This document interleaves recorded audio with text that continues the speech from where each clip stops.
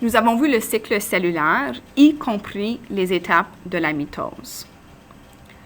Lors de cette présentation, vous allez comprendre l'importance des points de contrôle dans le cycle cellulaire. L'importance des points de contrôle du cycle cellulaire, ou plus généralement, pourquoi on devrait étudier le cycle cellulaire. La première raison, c'est pour la santé. Donc, la santé des cellules animales et la santé des cellules végétales. Une cellule cancéreuse est une cellule qui a subi plusieurs modifications et ne peut plus respecter le cycle cellulaire. Cette cellule, devenue anormale, se met alors à multiplier de façon incontrôlée dans un organe ou un tissu de l'organisme. Cette croissance anormale entrave soit tôt ou tard le bon fonctionnement des organes, ce qui peut conduire au décès de l'organisme.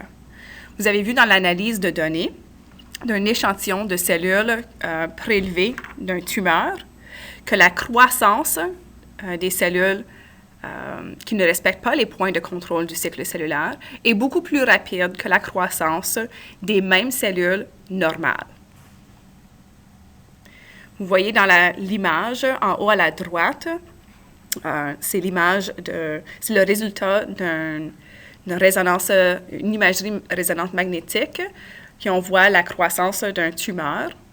Donc, en haut dans le cerveau, en haut à la droite, tu vois une formation de masse de cellules avec une densité différente des cellules voisinantes.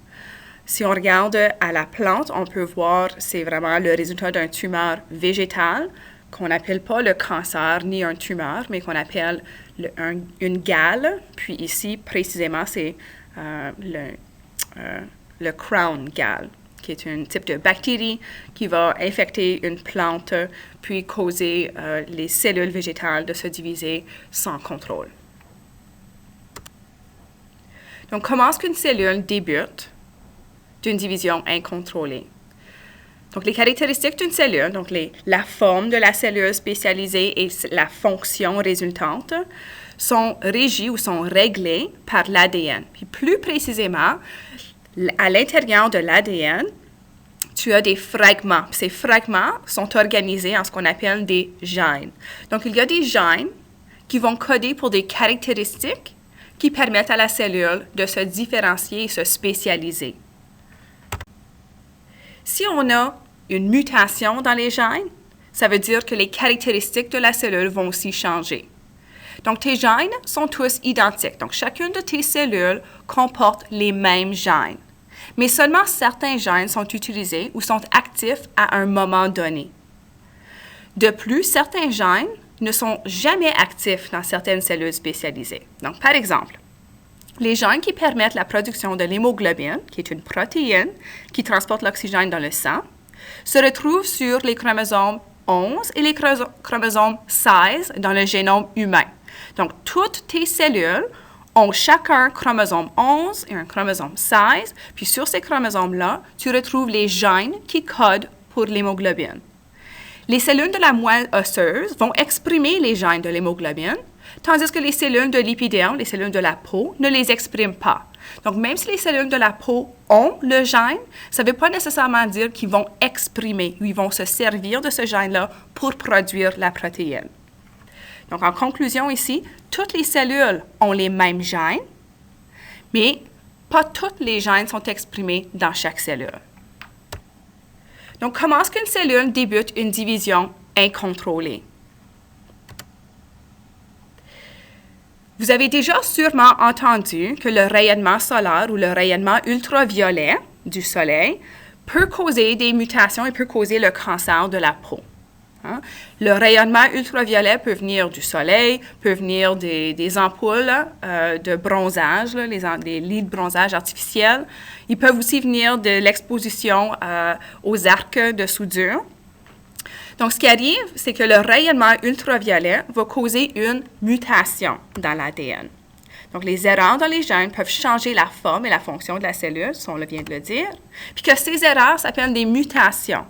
Les mutations peuvent être causées par des agents dans l'environnement qui causent des mutations qu'on appelle des mutagènes.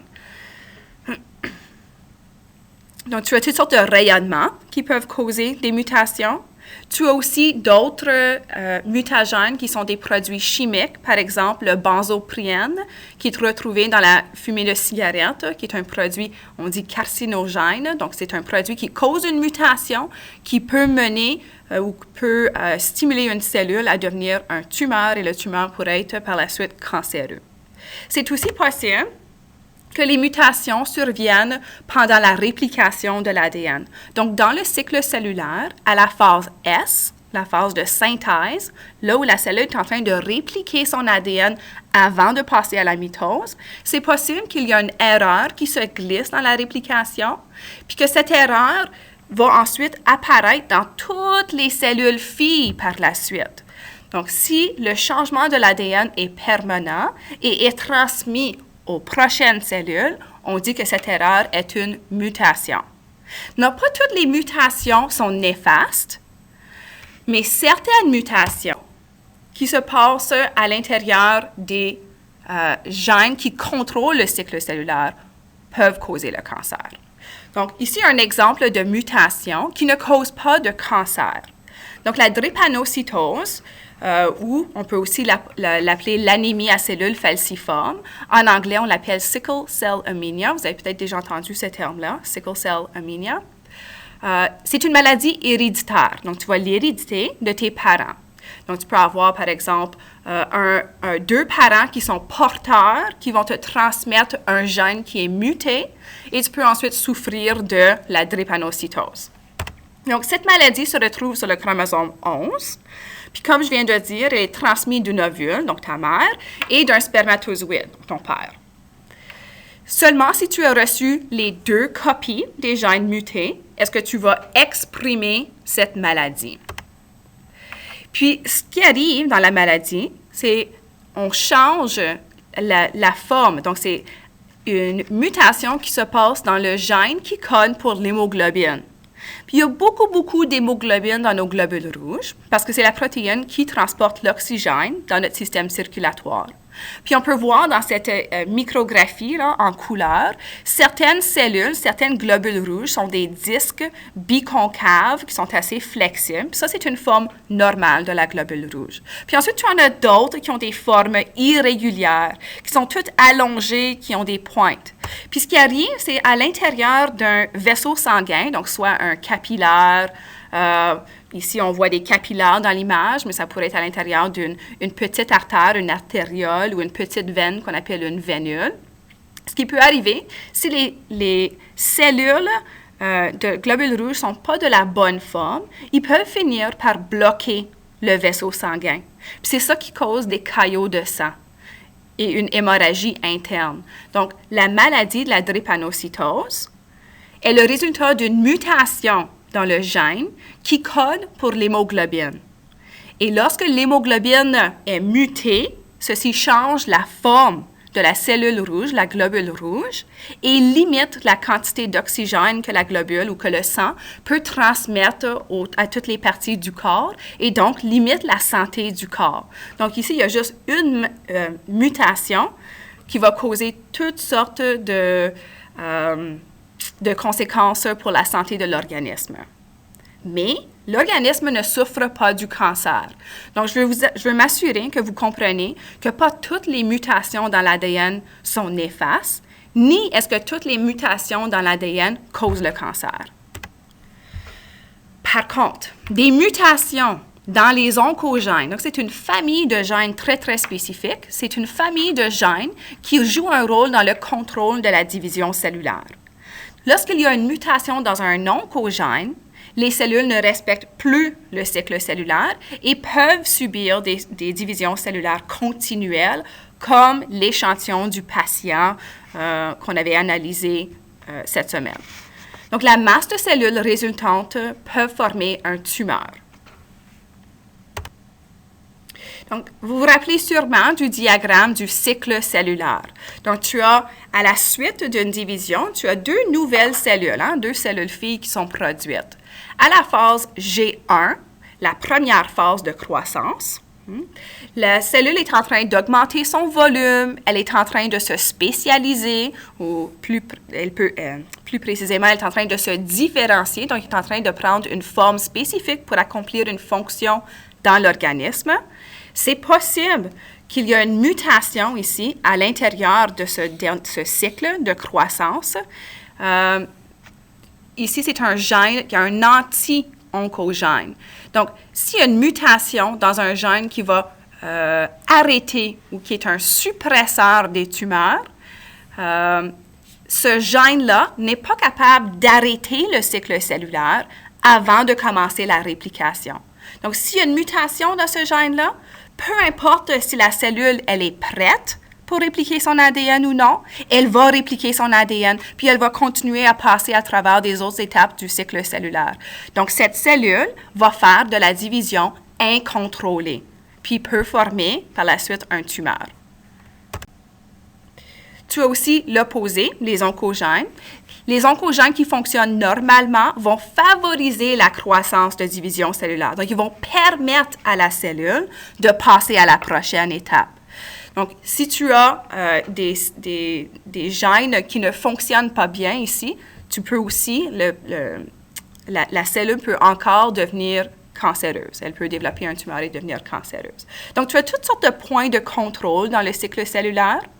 S'il y a une mutation dans un gène qui contrôle ces points de cycle cellulaire-là, la cellule va soit subir l'apoptose, donc mourir, ou elle va continuer à se diviser sans contrôle. Toutes les cellules vont continuer à passer à travers du cycle cellulaire assez rapidement, sans nécessairement se différencier, se spécialiser, puis accomplir une fonction dans l'organisme. À la suite de toute cette information, j'aimerais que tu prennes le temps maintenant de répondre à la question suivante. Comment est-ce qu'une cellule peut être à l'origine d'un tumeur? Notez ici, je n'ai pas précisé cellule animale ou cellule végétale. Donc, ta réponse, lorsque tu réponds, sers-toi d'exemples concrets, puis assure-toi de pouvoir répondre pour toutes les cellules animales et les cellules végétales. Tu peux te servir de ton manuel, donc la section 1.4 de ton manuel. Tu peux aussi te servir évidemment des informations qui sont dans ce vidéo. J'ai aussi rajouté ici un article publié. Donc, il y a des scientifiques qui ont réussi à créer des nouvelles bases, des nouvelles bases synthétiques. Donc, ils ont reproduit une molécule d'ADN synthétique. Ils vont se servir de cette molécule pour vérifier s'ils peuvent traiter, faire de la thérapie génétique, s'ils peuvent étudier l'évolution, s'ils peuvent étudier les maladies qui affectent la santé humaine. Ensuite, vous allez voir, il y a une deuxième ressource. C'est vraiment juste une ressource plus avec de l'information dans le style d'une encyclopédie. Puis on explique vraiment la formation d'un tumeur chez les végétaux, puis plus précisément ici le crown gall. Vous avez aussi cette information dans votre manuel au chapitre 2. Donc, si vous regardez les sections où on explique les cellules spécialisées qui sont organisées sous forme de tissus, les tissus organisés sous forme d'organes et les organes qui travaillent ensemble et font partie d'un système, tu vas être capable de repérer des exemples dans le chapitre 2 de ton manuel aussi.